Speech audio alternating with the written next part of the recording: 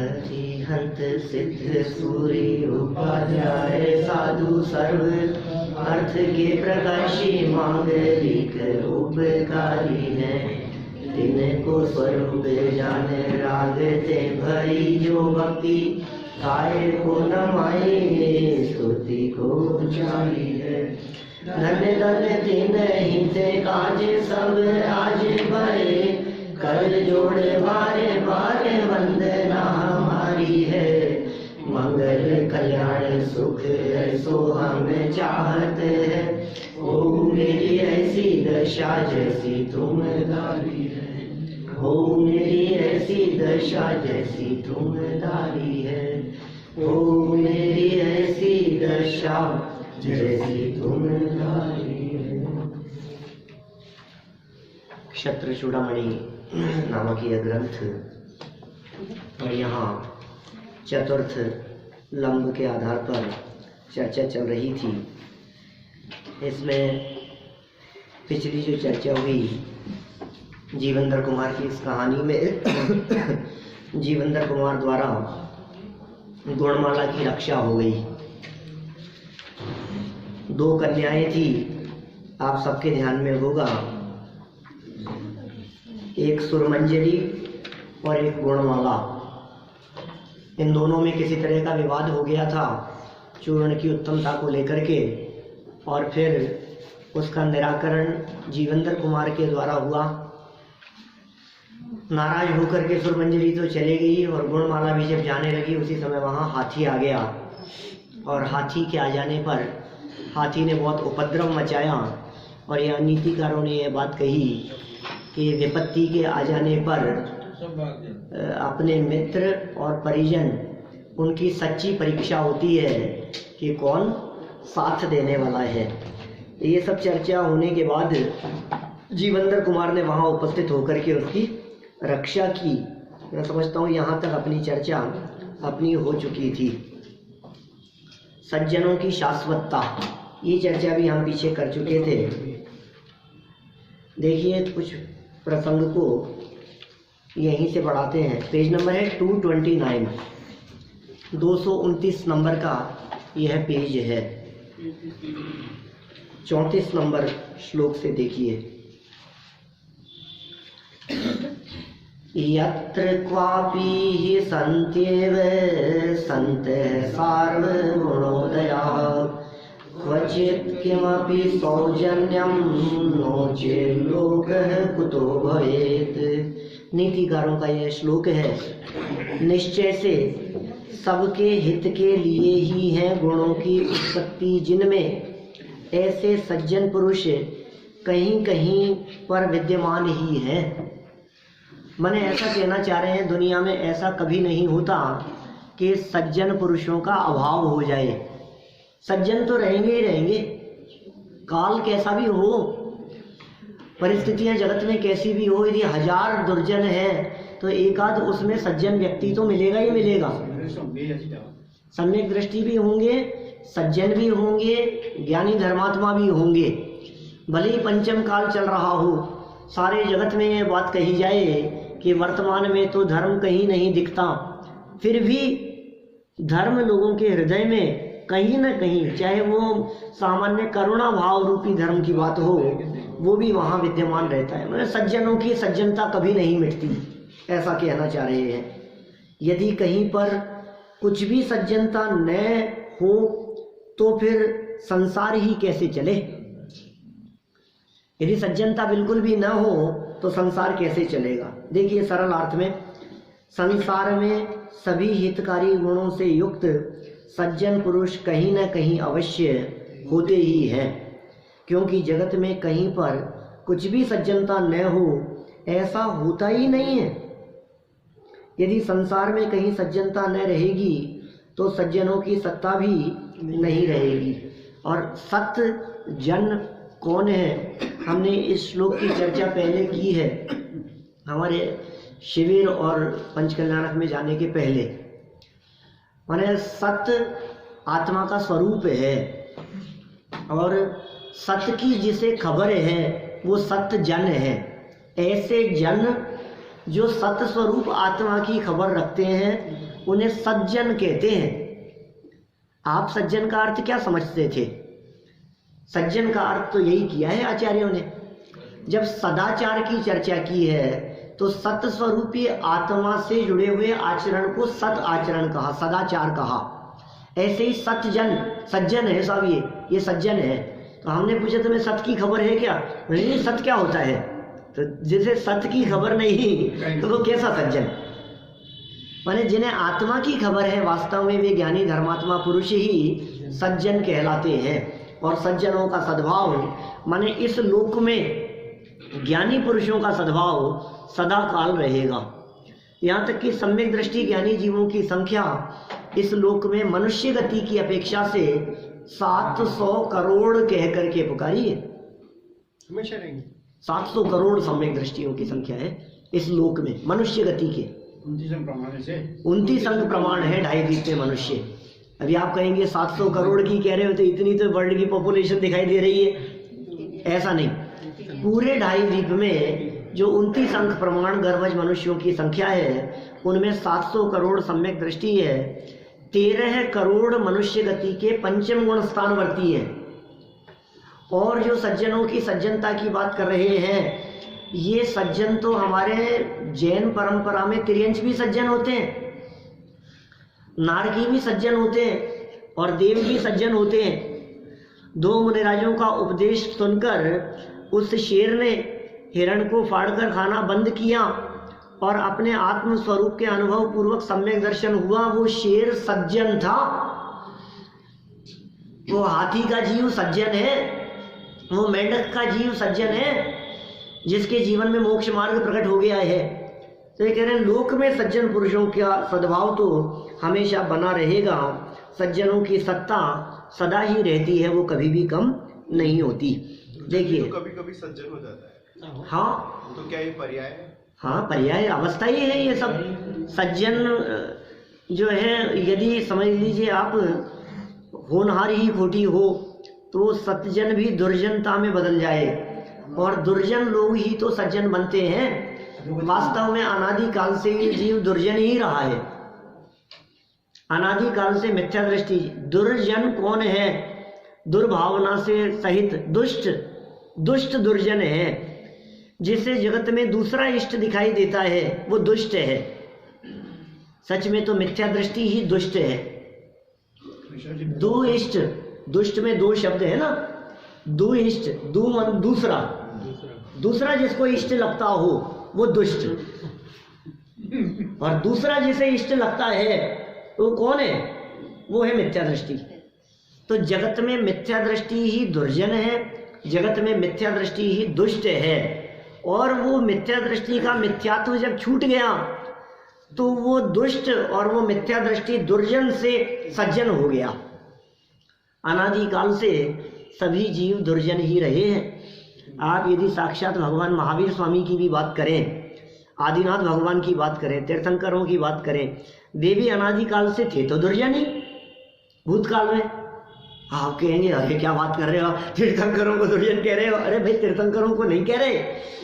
तीर्थंकर बनने के पहले, सम्यक्त्व होने के पहले, जब वे संसार परिभ्रमण कर रहे थे, जब मारीची समो शरण में बैठे साक्षात ऋषभदेव भगवान का विरोध कर रहा था, तब वो दुर्जन नहीं था क्या? जब वो भील की पर्याय में था तब वो दुर्जन नहीं था क्या? जब सम्यक्त्व छोड़कर वे चतुर्गति में परिभ्रमण करते रहे, नरक निगोद आदि में घूमते रहे, कूड़ा कोड़ी सागर तक वर्धमान स्वामी, तो क्या वे दुर्जन नहीं थे? उस समय तो दुर्जन ही थे। तो उस समय की बात यहाँ चल रही है।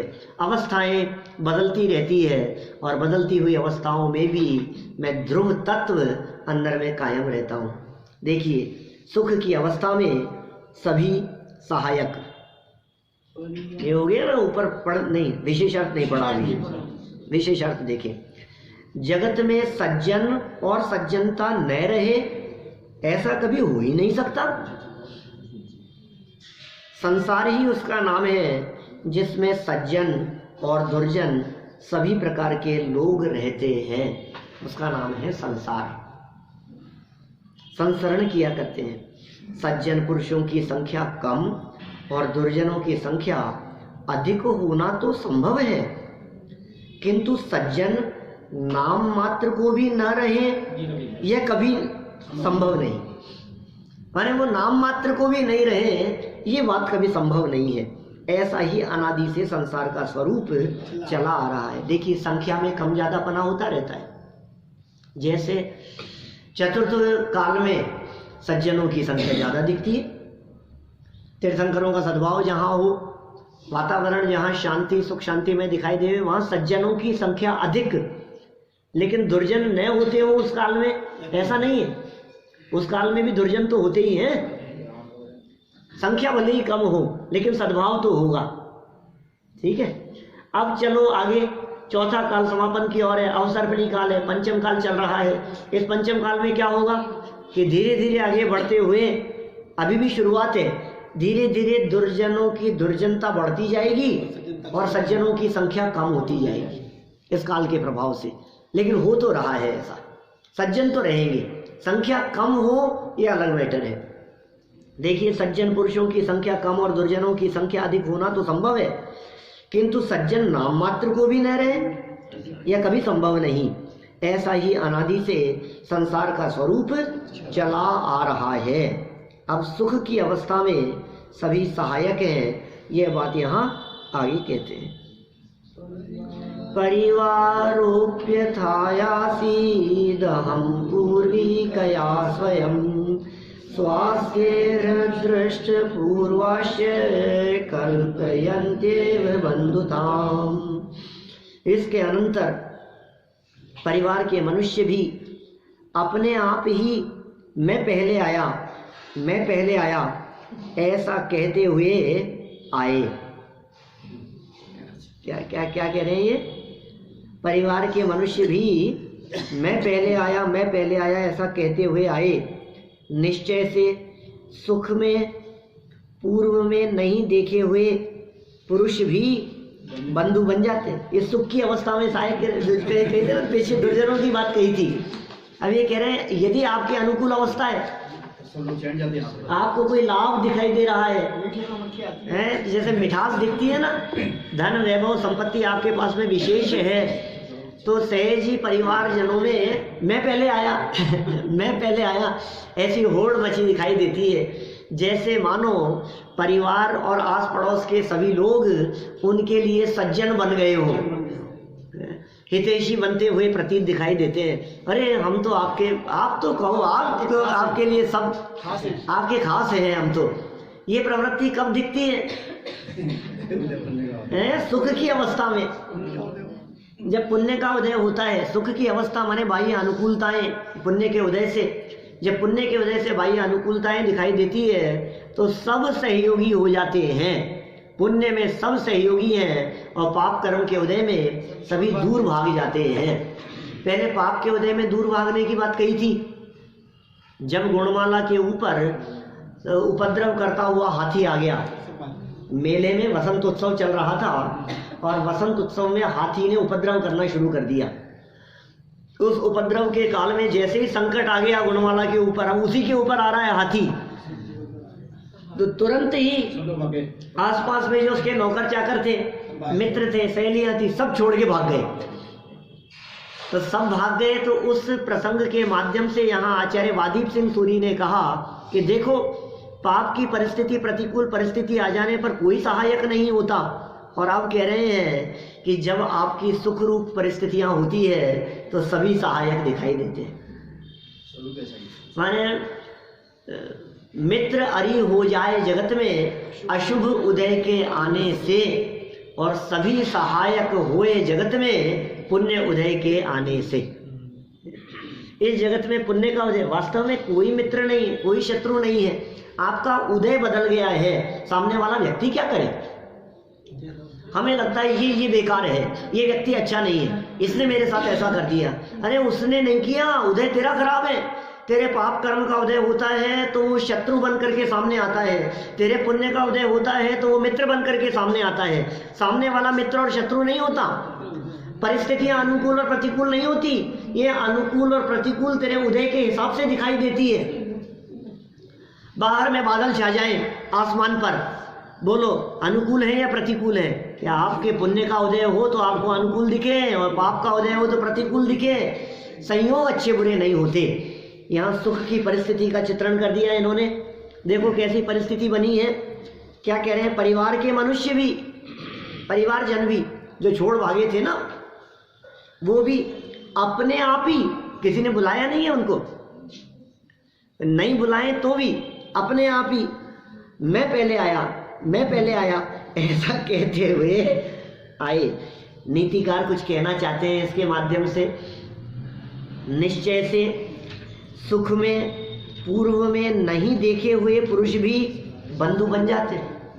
सुख का जब काल आता है, जिन्हें पूर्व में कभी नहीं देखा, ऐसे मनुष्य भी बंधु बन करके, अरे ये तो हमारे खास है, ये तो हमारे मित्र हैं। देखो आप यदि किसी पद पर पहुंच जाएं तो अनजान व्यक्ति भी आपसे कहीं ना कहीं रिलेशन निकाल करके आ जाएगा। दूर के रिश्तेदार भी कहीं ना कहीं जुगाड़ निकाल लेते हैं। अरे आप तो हमारे बुआ के, मामा के, चाचा के, वो फिर उनके दोस्त, फिर उनके भी चाचा का लड़का हूं मैं। कहाँ से घुमा फिरा करके व्यक्ति कहीं ना कहीं से रिलेशन बैठाने की बात करता है और कहता है ऐसा, ये तो हमारे मामा जी हैं।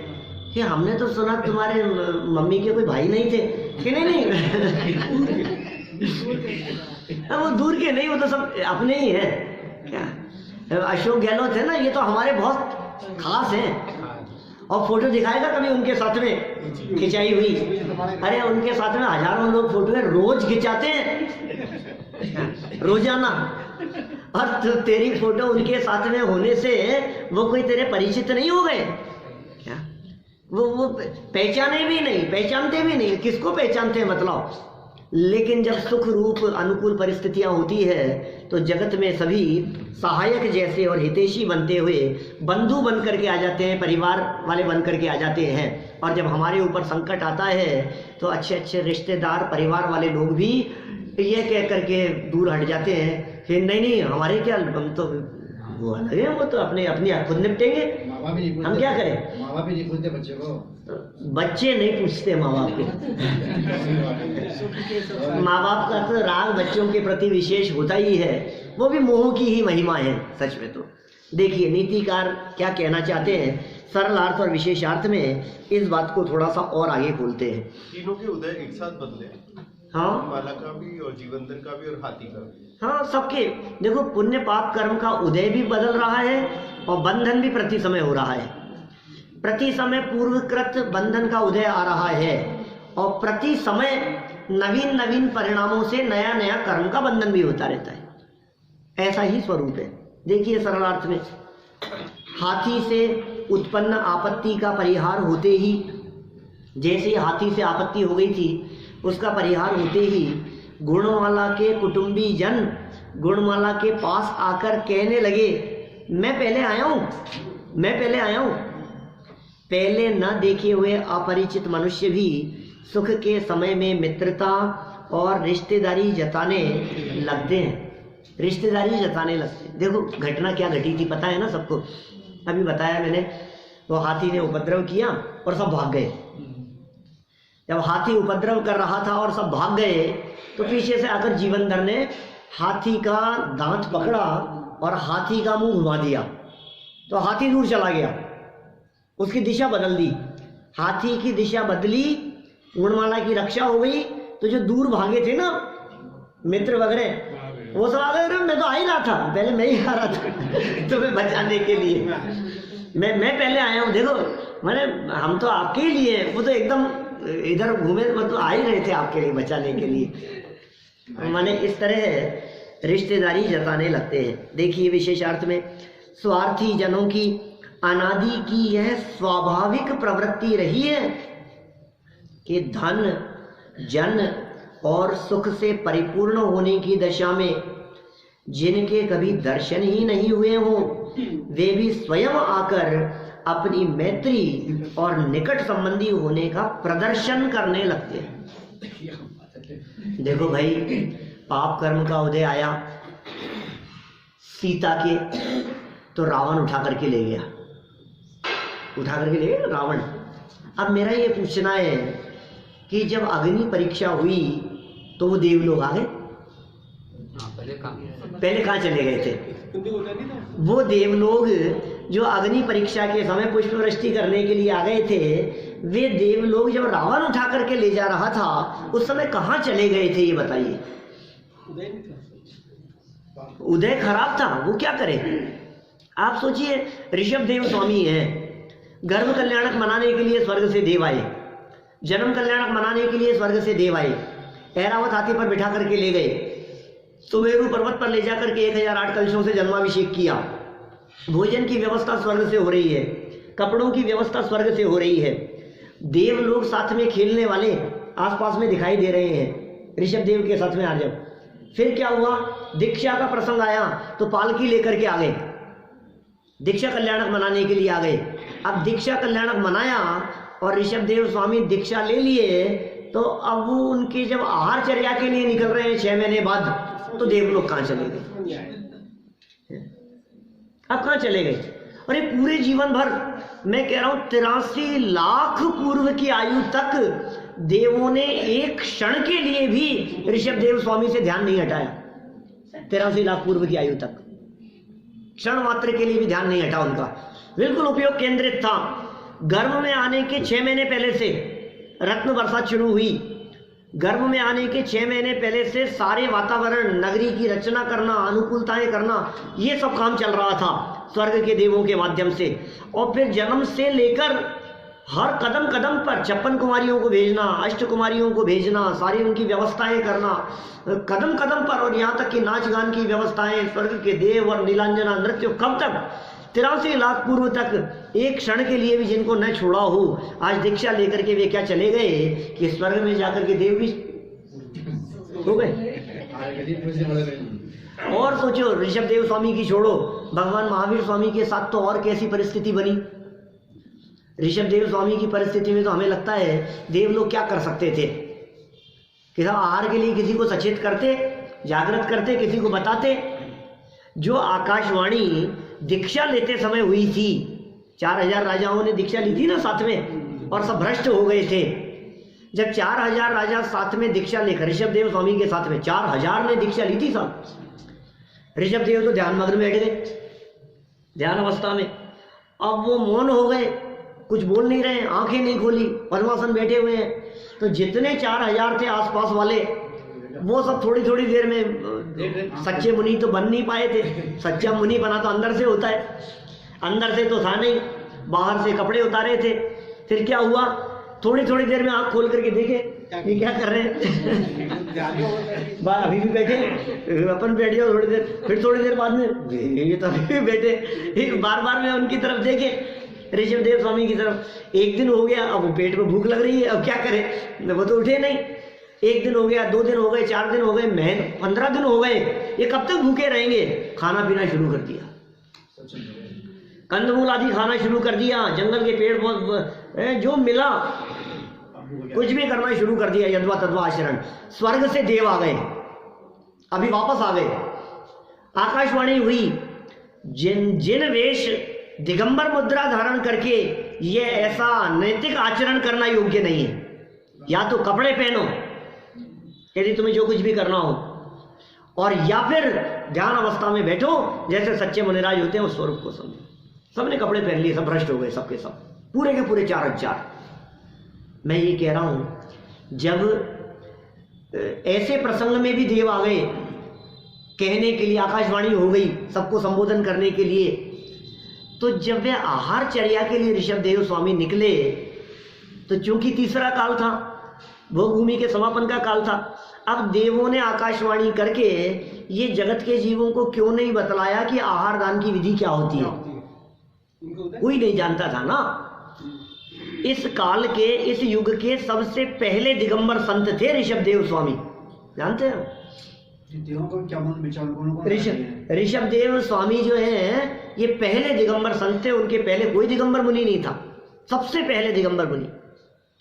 देवों को तो अवधि ज्ञान से सब पता होता है, क्या होगा, कैसे होगा, और क्या क्या दिया जाए। अरे नगर बसा करके आहार दे दिया देवों ने, ऐसी ऐसी तो घटनाएं मिलती है चंद्रगुप्त के समय में, भद्रबाहु के समय में, तो ये कैसे नहीं किया उन्होंने, कि कौन करे, किसको करे, सो गए सब जाकर के। और महावीर स्वामी के केस में तो फिर पता लगता है हमारे को, यहाँ तक तो केवल ज्ञान हो गया, तब तक सारी व्यवस्थाएं चल रही थी और समूह शरण की रचना कर दी, और अभी समूह शरण की रचना की है और अभी महावीर स्वामी का उपदेश नहीं हो रहा है, तो अवधि ज्ञान का प्रयोग करके गणधर को क्यों नहीं लेकर के आ रहे हैं? क्या करें, पाप कर्म का उदय जब आता है ना, सब भाग जाते हैं। उदय यदि तदनुसार न हो तो सब भाग जाते हैं। ये कह रहे हैं जब पुण्य का उदय आ गया, पहले न देखे हुए, जिनको पहले हमने कभी नहीं देखा था, ऐसे अपरिचित मनुष्य भी सुख के समय में मित्रता दिखाते हैं, रिश्तेदारी दिखाते हैं, नाटक करते हैं। ये स्वार्थी जनों के अनादि की ये स्वाभाविक प्रवृत्ति है, जगत में है। ऐसा नहीं, देखो किसी को तो हम कहते हैं ये बहुत स्वार्थी है, हर व्यक्ति स्वार्थी होता है, दुनिया का हर व्यक्ति स्वार्थी है। लेकिन हमारे गुरुदेव कहते हैं सच्चे अर्थों में स्वार्थी हो तो मोक्ष मार्गी है। स्वार्थी तो हो लेकिन सच्चे अर्थों में हो, स्व कोई नहीं पहचाना तो कहेगा स्वार्थी है। स्व माने आत्मा, और अर्थी स्व का अर्थी हो सो सच्चा स्वार्थी है। हमारे मुनिराज सच्चे स्वार्थी हैं, सम्यक दृष्टि ज्ञानी जीव सच्चे स्वार्थी हैं, मोक्ष मार्गी जीव सच्चे स्वार्थी हैं, हमारे परमात्मा सच्चे स्वार्थी हैं। कैसे स्वार्थी हैं कि उन्हें जगत की रंच मात्र परवाह नहीं है। 3 लोग के नाथ हो गए, अरहंत बन गए, अब भगवान बन गए, अनंत वीर्य के धनी हो गए, थोड़ा बहुत तो भला करें जगत का, कि नहीं, स्वार्थी है, कुछ भला नहीं करते, निर्दयी है। सिद्ध चक्र विधान में तो एक स्थान पर सिद्ध परमात्मा के लिए निर्दयी शब्द का प्रयोग किया, निर्दयाय नमः अर्घम निर्वपामीति स्वाहा। निर्दयाय प्रवचन सार 84 या 85 नंबर गाथा में इसको मोह का चिन्ह कह करके पुकारा, करुणा भाव को। सारे जगत में करुणा धर्म कहा जाता है, करुणा धर्म है, करुणा धर्म है, दया है। देखो रे कितने धर्मात्मा है, दयालु है व्यक्ति वो धर्मात्मा दिखते हैं, जिनके हृदय में करुणा हो वे धर्मात्मा जैसे दिखते हैं। और आचार्य कुंद स्वामी क्या कहते हैं कि सुनो, ये जो करुणा है ना, ये पाप है। क्या कह रहे हैं, ये करुणा पाप है? कौन कहे इस तरह की बात? ये कुंदाचार्य की यदि ये वचन हमारे सामने नहीं होते तो हम इन बातों को कैसे स्वीकार करते कि करुणा को पाप कह करके पुकार रहे हैं। मोह की चिन्ह, मोह का लक्षण है करुणा, संसार परिभ्रमण का कारण है। इसलिए हमारे परमात्मा जो वीतरागी परमात्मा है, सामने विराजमान जो प्रतिमाएं हैं, ये प्रतिमाएं करुणा भाव वाली नहीं होती, इनको दया नहीं आती। दया करे भगवान, नहीं करते, क्या बात करते, भगवान का दया करे, दया का यहाँ विधान नहीं है हमारे यहाँ। हमारे यहाँ तो ऐसा तक कह दिया युगल जी बाबू जी ने पूजन में, शरण जो अपराधी को दे, अरे अपराधी वह भगवान। शरण जो अपराधी को दे, अरे अपराधी वह भगवान। वो भगवान भी अपराधी है जो किसी अपराधी को शरण देवे। देखो भाई, ये स्वार्थी जगत है, जगत स्वार्थी है। जगत का स्वार्थीपन लौकिक अर्थों में, और हमारे तीर्थंकरों का, ज्ञानियों का स्वार्थीपन वो आध्यात्मिक अर्थ में अनादिकाल से ये स्वाभाविक प्रवृत्ति रही है कि धन और जन और सुख से परिपूर्ण यदि आप हो गए, आप सोचिए आज आपको कोई नहीं पूछता है और आप धन से सुख से परिपूर्ण हो गए, तो ऐसी दशा में जिनके कभी दर्शन ही नहीं हुए हो, आपको जिनके कभी दर्शन नहीं हुए हो, वे भी स्वयं आकर खुद ही आ जाएंगे आगे से चल करके, अपनी मैत्री और निकट संबंधी होने का प्रदर्शन करने लगते हैं। ऐसा होता है। देखो अभी मुख्यमंत्री की शपथ हो गई क्या अपने यहाँ, उसने शपथ ली तो कितने लोग, समाज के सब लोग जा करके उसको भेंट देंगे, बधाई देंगे कि क्यों, अरे हम तो आप ही के हैं, आप ही के। क्या हुआ, ये क्यों आ रहे हैं ये सब लोग? क्योंकि अब पता है ना, अब इनसे कुछ काम होने की संभावनाएं हैं। मीठे पर जिस तरह से मक्खियां आदि स्वयं ही सहज ही आकर के चेटती है, ठीक उसी प्रकार जिनके पुण्य का उदय होता है या जिनके पास में पद प्रतिष्ठा और वैभव होता है उनके पास में सहज ही ये सब जगत जन आते हुए दिखाई देते हैं। ये ऐसा जगत का स्वरूप प्रदर्शन करने लगते हैं, संबंधी होने का और निकट संबंधी होने का प्रदर्शन करने लगते हैं। और इसके विपरीत ये तो निकट संबंधी होने का प्रदर्शन हुआ पुण्य के उदय में। इसके विपरीत यदि बात करो तो पूर्वोक्त अनुकूलता न होने पर, अनुकूलता नहीं है न होने पर मित्र और सगे संबंधी भी परायों जैसा व्यवहार करने लगते हैं। घर से निकाल देंगे भाई साहब, आपके पास में ये सब जगत में ऐसा पैसे का स्वरूप धन का स्वरूप हमारे को दिखाई देता है। जहाँ जगत में जिनके पास में पैसा नहीं है धन नहीं है कौन पूछता है उनको, और पैसे वालों के सब रिश्तेदार हैं। ऐसा नीतिकारों की एक सूक्ति आती है, सर्वे गुणा कांचनम आश्रयंती। सारे गुण, गोल्ड होता है ना, गोल्ड, सोने में सारे गुण हैं, गोल्ड में सारे गुण सोने में आकर के, क्यों? क्योंकि वैल्यू है उसकी, वो वैल्यूएबल चीज जिसके पास में है, माने धन जिसके पास में है उसके पास में सब गुण हैं। एक दिन और हमने इस तरह की बात कही थी इन्हीं नीतिकारों की पंक्तियों के आधार पर कि जिनके पास में पद और प्रतिष्ठा है उनके दुर्गुण भी जगत में किसी को दिखाई नहीं देते। पद और प्रतिष्ठा के आगे वो उसके दुर्गुण भी छिप जाते हैं। और यदि पद और प्रतिष्ठा ना हो तो सज्जन पुरुषों की सज्जनता भी जगत जन देख नहीं पाते हैं। समर्थकों का दोष ऐसा है, समर्थ व्यक्ति का कोई दोष नहीं, ऐसा जगत का कथन है।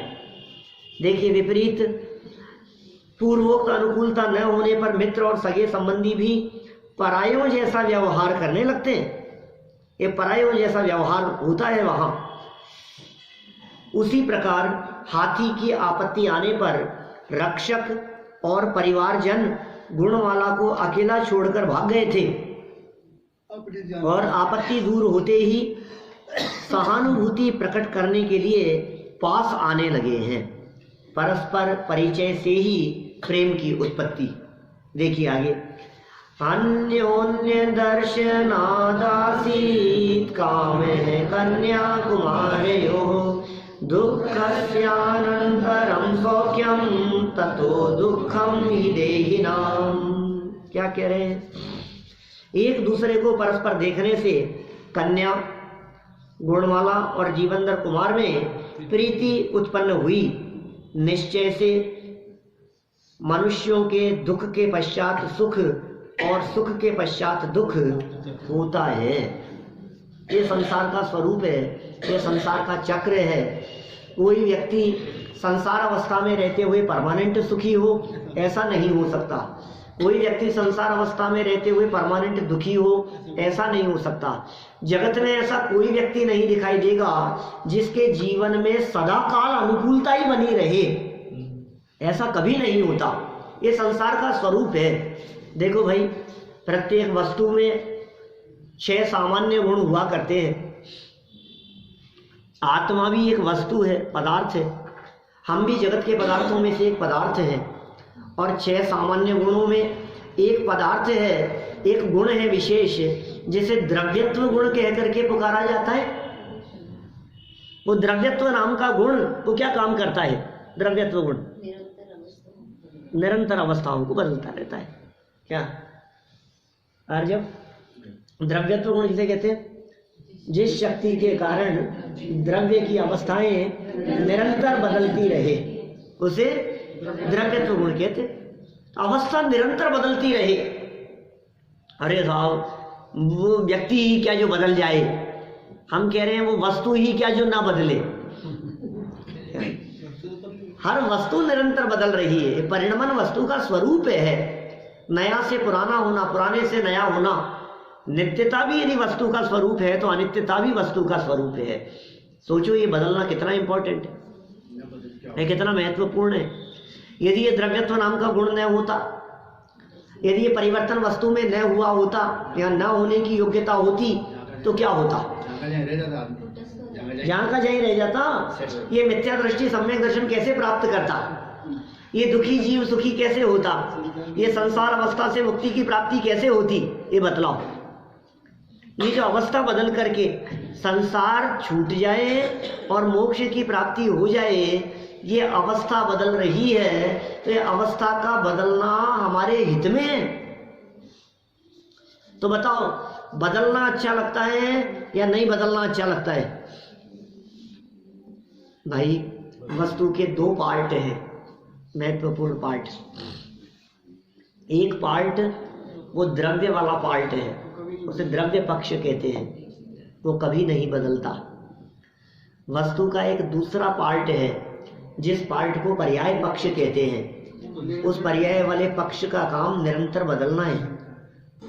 जो द्रव्य वाला पार्ट है, एक ही वस्तु में, एक ही आत्मा में जो द्रव्य वाला पार्ट है, उस द्रव्य वाले पार्ट में अनंत गुण हैं, अनंत धर्म है, अनंत शक्तियां हैं। उस द्रव्य वाले पार्ट में आत्मा जो नित्य वाला जो पार्ट है, तो वो जो पार्ट है, उस पार्ट में से गुण धर्म शक्तियां निकलेंगी नहीं कभी भी, क्योंकि वो नित्य पार्ट में है, अपने फेवर में है वो। और जो सेकंड पार्ट है अनित्य वाला, जो बदलने वाला पार्ट दिखाई दे रहा है, उस अनित्य पक्ष में दुख है, तकलीफ है, संकट है, राग द्वेष है, विकार है, ये सब इस अनित्य वाले पार्ट में है।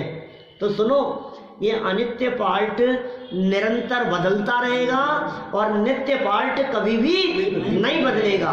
जिसे आप बदलना चाहते हो उसका बदलना ही स्वरूप है, और जिसे आप नहीं बदलना चाहते हो वो कभी भी नहीं बदलेगा। कहने का अभिप्राय यह है कि ये वस्तु स्वरूप पुकार करके ये कह रहा है कि मैं तेरे हित में हूं। ये वस्तु स्वरूप अपने पक्ष में है। देखिए यहाँ कैसी बात कह दी है इन्होंने। सरल अर्थ पढ़ते हैं अपन। सुख के पश्चात दुख और दुख के पश्चात सुख की बात कह रहे हैं। सरल अर्थ में क्या बात कही?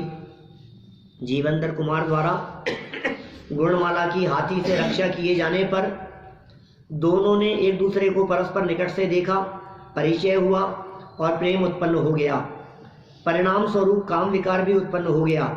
यह स्वाभाविक परिस्थिति है। प्राणियों को दुख के बाद सुख और सुख के बाद दुख होता ही रहता है। होता है नहीं, होता ही रहता है। ये कंटिन्यूअस टेंस है, ये मतलब निरंतरता है कि साहब अब तो बहुत अनुकूलताएं आ गई कि इस धोखे में मत रहना, ये अनुकूलताएं सदा नहीं रहेगी। ये साहब ये प्रतिकूलता अगले सदा काल नहीं रहेगी। दोनों ही परिस्थितियों में। तो ये वाक्य कितना सुंदर है। कौन सा? ये दिन भी न रहेंगे। इतना सुंदर वाक्य है। न अभिमान करने देता है और न हमारे को डाउन होने देता है। ये दिन भी न रहेंगे। इस वाक्य को यदि आप प्रतिकूल परिस्थितियों में याद करो, ये दिन भी न रहेंगे, तो शांति मिलेगी। ये जो संकट दिख रहा है ना, ये संकट ज्यादा लंबे समय नहीं चलेगा। क्या? क्योंकि दिन नहीं रहेंगे, ये बदल जाएंगे, ये समय बदल जाएगा, तो आपको शांति देगा। और यदि अनुकूल परिस्थितियां दिख रही हो, उन अनुकूलताओं में थोड़ा बहुत घमंड होने की परिस्थिति दिखाई दे रही हो, तो याद करना ये दिन भी, तो फिर क्या होगा? फिर घमंड नहीं होगा, फिर अभिमान नहीं होगा। अरे तो किस बात का अभिमान कर रहा है? आज संपदा दिखाई दे रही है, कल नहीं रहेगी। आज सब अपने अनुकूल चलते हुए दिखाई दे रहे हैं, कल नहीं रहेंगे। एक दिन भी न रहेंगे। अनुकूलताएं भी शाश्वत नहीं है और प्रतिकूलताएं भी शाश्वत नहीं है। इस तरह सुख के बाद दुख और दुख के बाद सुख होता ही रहता है। देखिए विशेषार्थ, संसारी जीवों में सुख दुख का चक्र सदा चलता ही रहता है।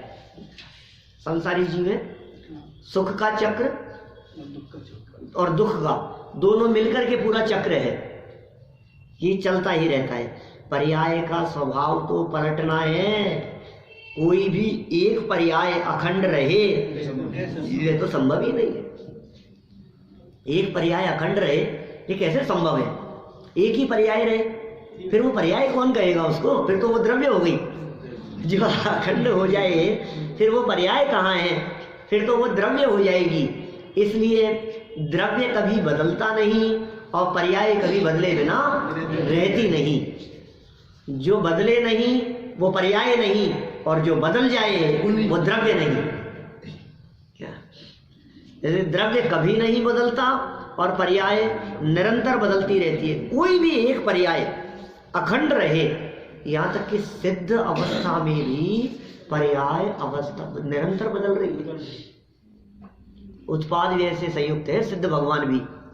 निकम्मा अठ गुणा किंचुणा चरम देह दो सिद्धा लोयगठिदानिच्या उत्पाद व्यय संयुक्ता।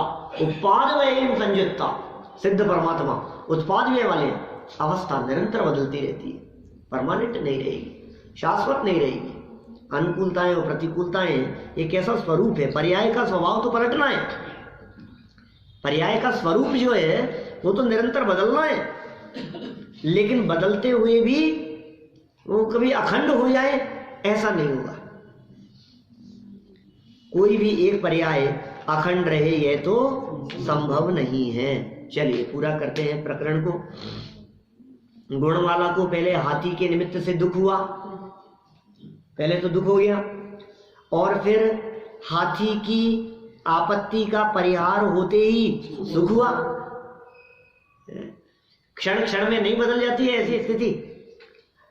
अब फिर काम विकार उत्पन्न होने से पुनः दुख उत्पन्न हो गया। ऐसे बदलती है परिस्थितियां। एक व्यक्ति के घर में आग लग गई।